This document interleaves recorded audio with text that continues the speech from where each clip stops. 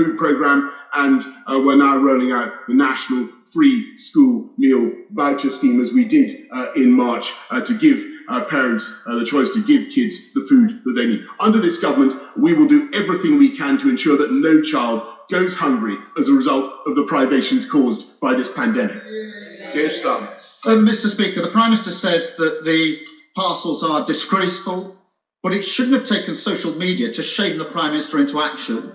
Like the Education Secretary, he blames others, and he invites me to hold him to account. So let me do that. Because blaming others, Prime Minister, it's not as simple as that, is it? Because I've checked the government guidance on free school meals, the current guidance, published by the Department of Education. I've got it here. It sets out example parcel for one child for 5 days. Department of Education, Prime Minister, you want to be held to account. 1 loaf of bread, 2 baked potatoes, block of cheese, baked beans, 3 individual yogurts. Sound familiar? That's the images, Prime Minister, you just called disgraceful. The only difference I can see in this list and what the Prime Minister's described as disgraceful is a tin of sweet corn, a packet of ham and a bottle of milk. So he blames others, but this is on his watch. The truth is, families come last under this government, whether it's exams, free school meals or childcare. Will the Prime Minister undertake, he wants to be held to account, to take down this guidance by the close of play today and ensure that all of our children can get a decent meal during the pandemic?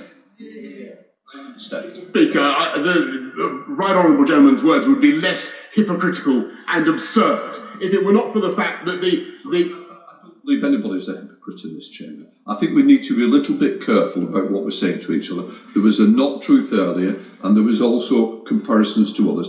Please, let's keep the discipline in this chamber and the respect for each other. We're tidying up how this Parliament behaves, and I certainly expect the leadership of both parties to ensure that takes place. Prime Minister, would you like to withdraw hypocrisy? I'm delighted to be advised by you, Mr. Speaker. Let me confine my criticism to the absurdity of which I hope is acceptable, Mr. Speaker, the right honourable gentleman attacking us over free school meals when it was a Conservative government that instituted free school meals.